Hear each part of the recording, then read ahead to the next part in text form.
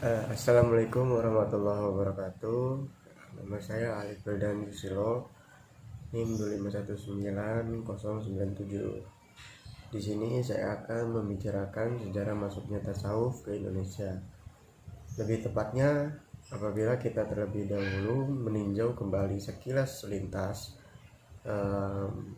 sejarah masuknya Islam ke Indonesia. Dari gambaran ini nanti kita akan lihat apakah masuknya Islam ke Indonesia bersamaan atau sekaligus dengan tasawuf.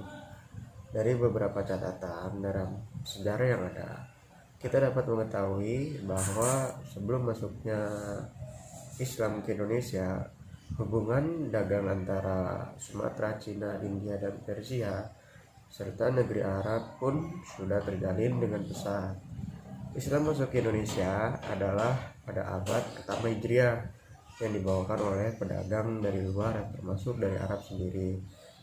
Tasawuf memasuki Indonesia tidak awal mula masuknya Islam ke Indonesia, tetapi datangnya kemudian. Tentu saja paling tepat pada awal kedua dan yang jelas pada abad ke-8 dan 9. Paham tasawuf ini sudah mendapat pasaran Indonesia. Beberapa alasan ini dapat dikemukakan sebagai berikut. Yang pertama, Hasan al-Basri, Rabi'ah al-Dawiyah, dan Sufyan Tasyauri. Ketiga-tiganya dari Basrah. Ibrahim bin Adam dan Syaqiq al-Balakhili. Keduanya dari Persia yang dianggap sebagai tokoh-tokoh tasawuf yang mula-mula adalah hidup antara akhir abad kedua. Tentu saja paham tasawuf mereka ini paling cepat menyebarkannya, bahkan tidak mustahil jauh setelah itu.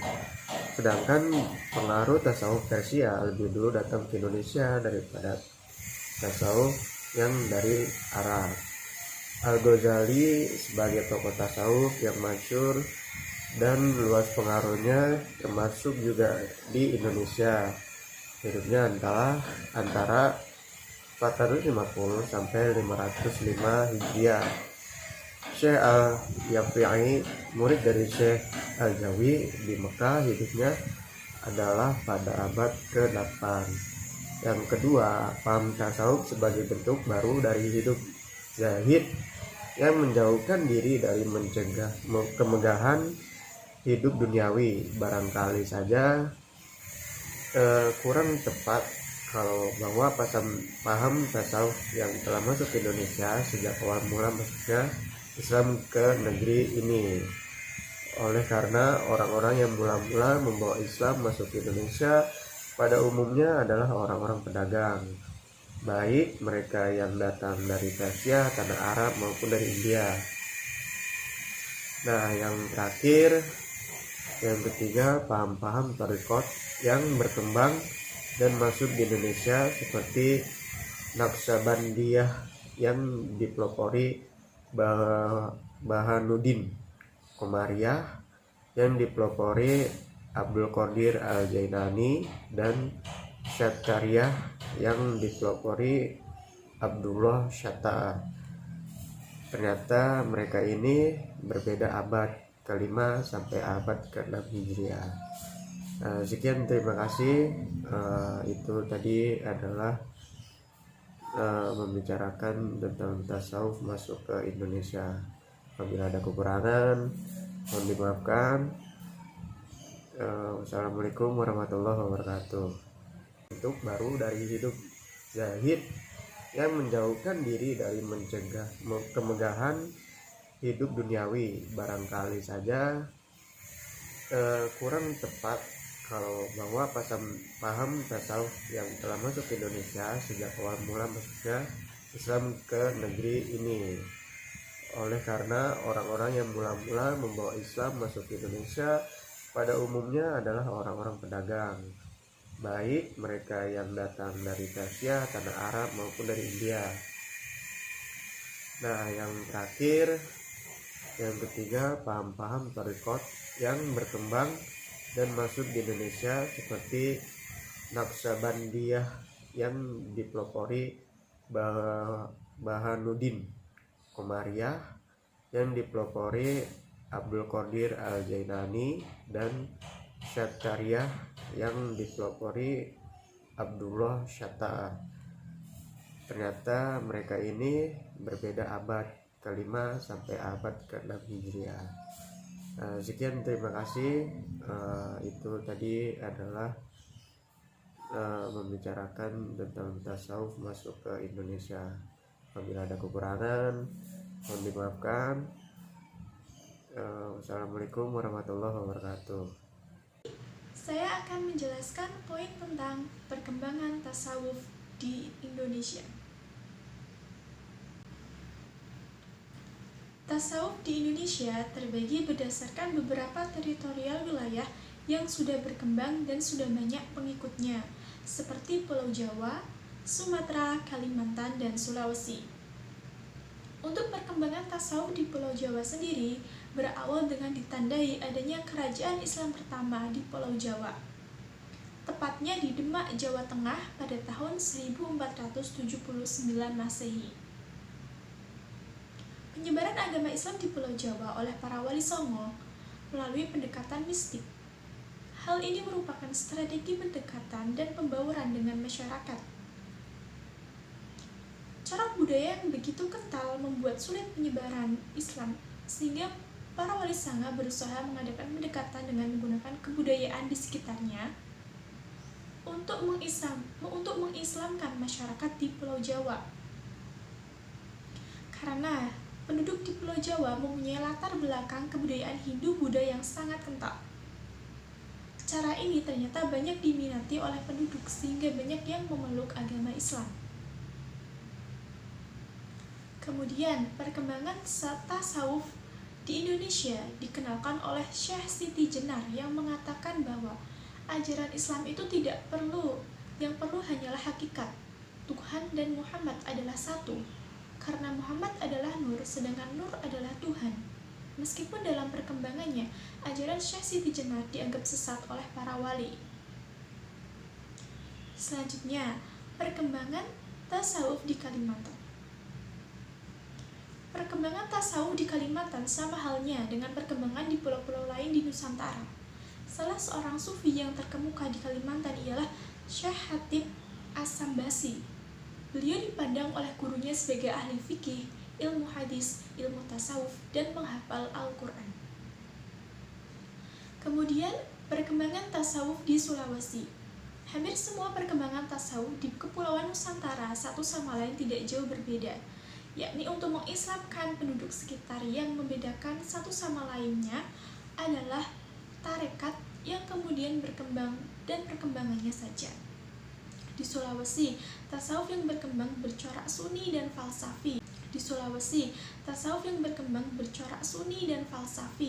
Meskipun pada tarekat falsafi banyak yang mencampur adukan ajaran tasawuf dengan ilmu hitam, sehingga hal ini semakin membingungkan masyarakat kalangan awam. Hal seperti inilah yang kemudian membuat citra tasawuf di mata masyarakat semakin direndahkan dan kurang diminati orang. Ulama tasawuf dari Sulawesi adalah Syekh Yusuf Tajul Halawat Al-Makassari. Beliau lahir 8 Syawal 1036 Hijriah, bertepatan dengan 3 Juli 1629 Masehi. Beliau beraliran Sunni yang bermukim di Goa di Sulawesi Selatan. Sekian penjelasan dari saya. Poin selanjutnya akan dijelaskan oleh Mbak Yunika.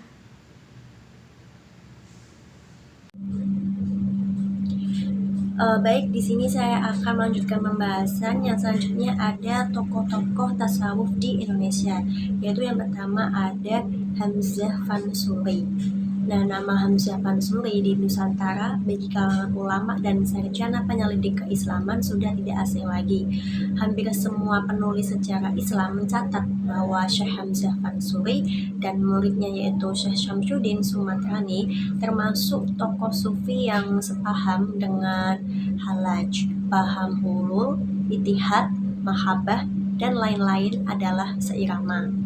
Syekh Hamzah Fansuri diakui sebagai salah seorang pujangga Islam yang sangat populer pada zamannya. Hingga kini namanya menghiasi lembaran-lembaran sejarah kesusastraan Melayu dan Indonesia. Pemikiran Al-Fansuri tentang tasawuf banyak dipengaruhi bin Arabi dalam paham wahdah wujudnya. Di antara ajaran Al-Fansuri yang lain berkaitan dengan hakikat wujud dan penciptaan. Menurutnya, wujud itu adalah satu, walaupun kelihatan banyak. Dari wujud yang satu ini ada yang berupa kulit atau kenyataan lahir, dan ada yang berupa isi atau kenyataan batin. Selain hakikat wujud dan penciptaan, Al-Fansuri juga berpendapat bahwa Allah adalah zat yang qadim, sebab Allah adalah yang pertama dan pencipta alam semesta. Allah lebih dekat daripada leher manusia sendiri, dan Allah tidak bertempat sekalipun sering dikatakan bahwa Allah ada di mana-mana. Kemudian yang kedua ada Nuruddin Araniri. Araniri dilahirkan di Ranir, sebuah kota pelabuhan tua di kota Gujarat, India. Nama lengkapnya adalah Nuruddin Muhammad bin Hasanuddin Al-Hamid Asy-Syafi'i Araniri. Menurut catatan Az-Zumardi Asyra, Araniri merupakan tokoh pembaharuan di Aceh. Ia mulai melancarkan pembaharuan Islamnya setelah mendapat pijakan yang kuat di Istana Aceh. Pembaharuan utamanya adalah memberantas aliran Wujudiyah yang dianggap sebagai aliran sesat. Nah, menurut Araniri, ajaran Wujudiyah yang berpusat pada wahdah al-wujud yang disalahartikan kaum Wujudiyah dengan arti kemanunggalan Allah Subhanahu wa taala dengan alam. Menurut Al-Fansuri ini, tentang wahdah al-wujud dapat membawa pada kekafiran. Ia berpandangan bahwa jika benar Tuhan dan makhluk hakikatnya satu, dapat dikatakan bahwa manusia adalah Tuhan, begitupun sebaliknya. Dan jadilah seluruh makhluk itu adalah Tuhan.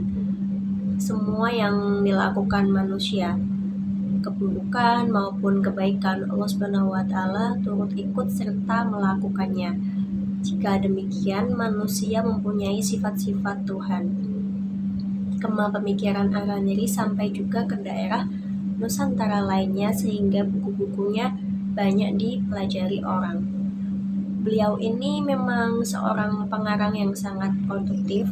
Pemikiran-pemikiran tasawuf Nuruddin Araniri terhadap kaum sufi yang menganut paham Wujudiyah. Nuruddin ini berkata bahwa ayat itu telah ditafsirkan oleh kaum Wujudiyah secara salah, yaitu bahwa alam atau insan keluar dari Allah dan kembali bersatu dengannya. Meskipun pemikiran tasawuf Araniri terkesan sangat luas, tetapi sesungguhnya pemikirannya dapat diklasifikasikan sebagai berikut, yaitu yang tentang Tuhan, terus tentang alam, tentang manusia, kemudian tentang wujudiyah, tentang hubungan syariat dan hakikat. Kemudian yang tokoh ketiga ada Syekh Abdul Rauf As-Sinkili.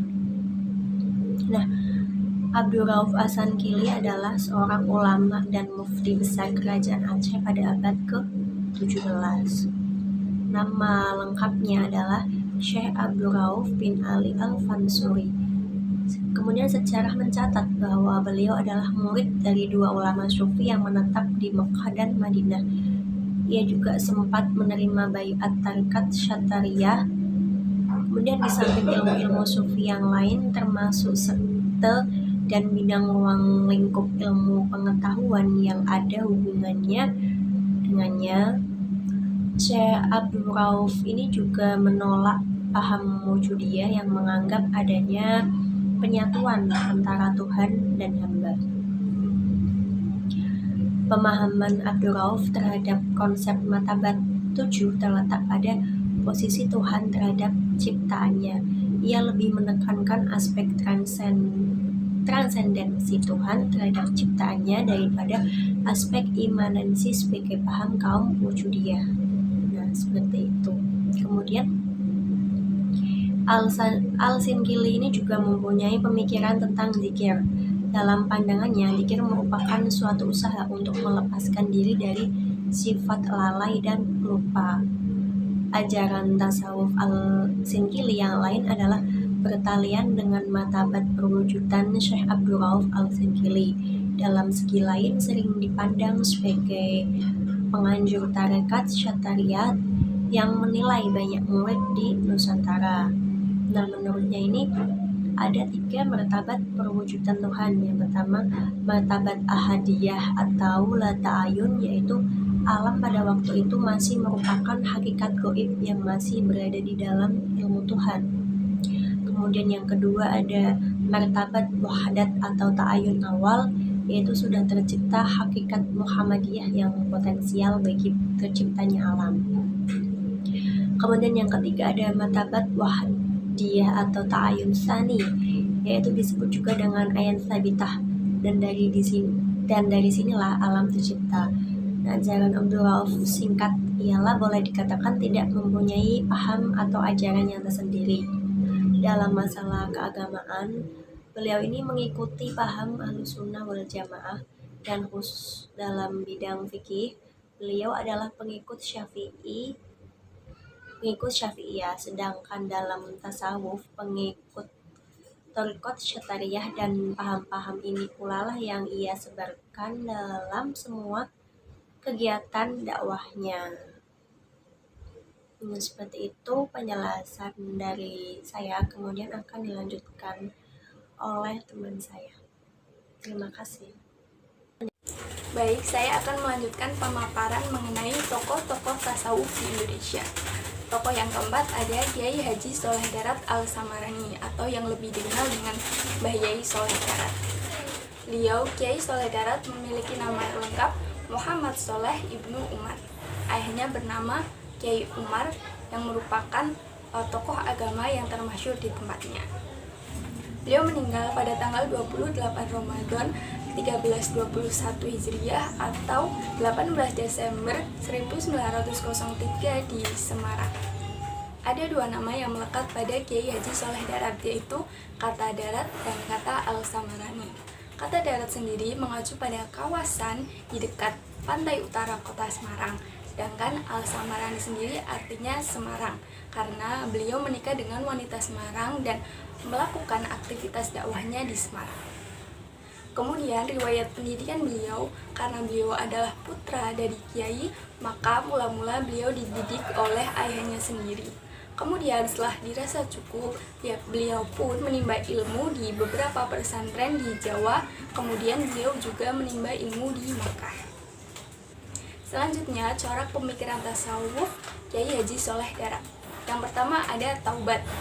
Taubat yang dimaksud beliau adalah taubat yang sesungguhnya atau taubatan nasuhah, yaitu perilaku penyesalan seorang sufi terhadap segala bentuk kemaksiatan yang telah diperbuatnya. Selain menyesali, ia pun harus berkomitmen untuk meninggalkan kemaksiatan tersebut. Yang kedua ada qanaah. Qanaah dimaknai sebagai meninggalkan sesuatu yang diinginkan oleh hawa nafsu. Beliau juga menolak pandangan bahwa kesederhanaan identik dengan kefakiran atau kemiskinan. Bagi beliau, seorang sufi haruslah kaya, kalau bisa harus kaya, memiliki banyak harta benda. Tapi seorang sufi tetap harus hidup sederhana. Harta kekayaannya harus dipergunakan untuk jalan kebaikan, untuk mendekatkan diri kepada Allah. Corak pemikiran tasawuf yang ketiga ada zuhud.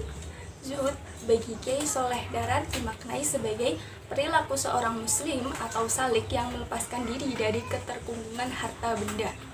Jadi, melepaskan diri dari perilaku cinta dunia. Yang selanjutnya ada menuntut ilmu. Dan ilmu yang dianjurkan di sini yaitu ada ilmu syariat, ilmu akidah, dan juga usuluddin. Selanjutnya ada konsisten dengan perbuatan sunnah.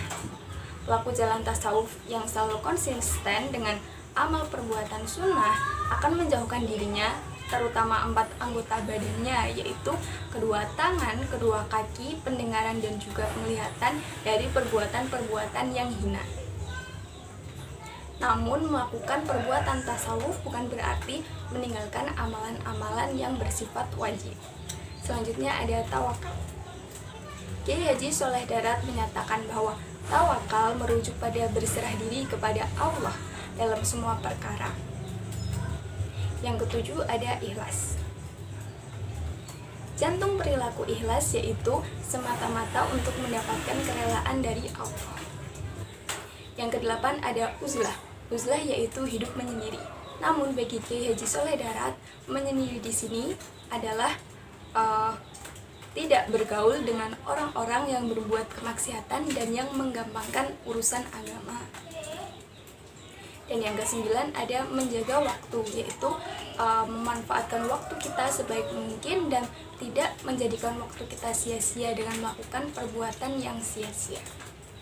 Selanjutnya tokoh sufi yang kelima ada Kiai Haji Ihsan bin Dahlan. Beliau yang memiliki nama kecil Bakri terlahir di lingkungan pesantren Zampes Kediri. Beliau lahir sekitar tahun 1901 Masehi. Ayahnya bernama Kiai Dahlan.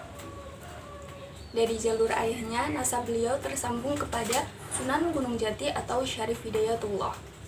Kemudian riwayat pendidikan beliau, karena beliau lahir di lingkungan pesantren, mula-mula beliau dididik langsung oleh ayah dan juga neneknya, yaitu Nyai Isti'anah. Kemudian setelah dirasa cukup, beliau pun melancong menimba ilmu di beberapa pesantren di Jawa Tengah dan Jawa Timur. Setelah itu beliau juga menimba ilmu di Makkah. Karya-karya beliau antara lain Tasrih Al-Ibarah dan kitab Sirajul Thalibin. Kemudian corak pemikiran tasawuf Kiai Ihsan bin Dahlan yang pertama yaitu makna dan urgensi bertasawuf. Kiai Ihsan mendefinisikan bahwa tasawuf sebagai ilmu yang diketahui dengan perilaku jiwa dan sifat-sifatnya, baik itu sifat yang tercela maupun sifat yang terpuji. Kemudian hakikat peribadatan dalam dimensi tasawuf yaitu proses penghambaan secara total dengan melihat dimensi terdalam, sekaligus kesaksian kepada Allah Subhanahu wa Ta'ala. Yang kedua ada taubat, langkah penyadaran diri. Menurut Kiai Ihsan, taubat adalah bagian terpenting dari kaidah-kaidah agama. Awal dari tahapan bagi mereka yang berjalan dan dasar dari semua tahapan orang-orang yang mencari makrifat Allah. Yang ketiga ada zuhud sebagai strategi untuk menyikapi dunia. Zuhud menurut Kiai Ihsan dalam kitab Sirajul Thalibin ada dua, yaitu zuhud yang dikehendaki adalah zatnya, dan kedua adalah zuhud yang dikehendaki untuk orang lain. Yang keempat ada makrifat Allah, jalan terjal bertasawuf. Makrifat Allah adalah aktivitas pengetahuan yang bersifat batin yang dialami seseorang. Bila berjalan dengan konsisten, akan mempengaruhi kepribadian seseorang dalam kehidupan sehari-hari agar senantiasa mengingatnya. Kemudian yang kelima ada tawakal. Tawakal lebih dimaknai sebagai bergantungnya hati hanya kepada Allah sebagai bentuk kepercayaan atas janjinya sekaligus bergantung atas kesempurnaannya. Yang keenam ada ikhlas. Menurut Kiai Ihsan, ikhlas yaitu membersihkan perbuatan dari perhatian orang lain dengan tidak tertarik pujian, celaan, dan apapun yang dimilikinya. Ikhlas itu sendiri berorientasi pada satu titik ideal, yaitu Allah Subhanahu wa Ta'ala. Yang ketujuh ada khauf dan raja. Khauf yaitu rasa takut dan raja artinya harapan. Keduanya penting dalam praktik tasawuf sebab mendorong pelakunya untuk sadar diri atas dosa yang dilakukan sehingga memunculkan gerak positif dalam menanggapi jalan menuju makrifat Allah. Yang kedelapan ada keutamaan ilmu. Kiai Ihsan membagi ilmu menjadi dua bagian, yaitu ilmu zahir dan ilmu batin. Ilmu zahir berupa ilmu syariat dan ilmu batin berupa ilmu muamalah dan mukasyafah. Yang terakhir ada tarekat. Kiai Ihsan berpandangan sebagai berikut. Ketahuilah bagi pencari jalan akhirat, mengumpulkan antara syariat, tarekat, hakikat, serta tidak boleh membuang salah satu dari hal tersebut. Kenapa? Alasannya karena hakikat tanpa syariat adalah kebatilan, sedangkan syariat tanpa hakikat adalah kosong. Nah, demikianlah presentasi dari kelompok kami. Terima kasih sudah menyimak video kami dengan seksama. Kami mohon maaf atas kekurangan dalam presentasi kami. Terima kasih. Wassalamualaikum warahmatullahi wabarakatuh.